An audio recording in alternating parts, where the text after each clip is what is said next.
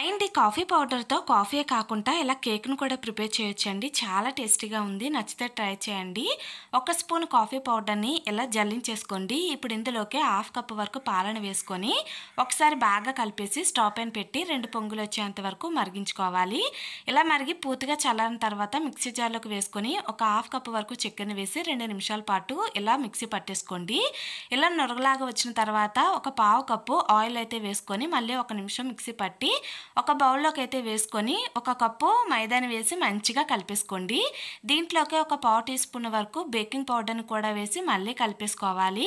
ఇలా దేంట్లో అయితే కేక్ని ప్రిపేర్ చేయాలనుకుంటున్నామో దానికి ఆయిల్ అప్లై చేసి మిక్సీ పట్టుకుని మిశ్రమాన్ని వేసుకొని డ్రై ఫ్రూట్స్ కూడా వేసేసి వీడియోలో చూపిస్తున్న విధంగా ఇలా స్టవ్ పైన అయితే పెట్టేసి మూత పెట్టి 25 నిమిషాల నుంచి 30 నిమిషాల పాటు ఉడికించుకుంటే మన కాఫీ కేక్ అయితే రెడీ అండి. చాలా టేస్టీగా ఉంది. ట్రై చేయండి. నచ్చితే లైక్ చేసి ఫాలో చేయండి.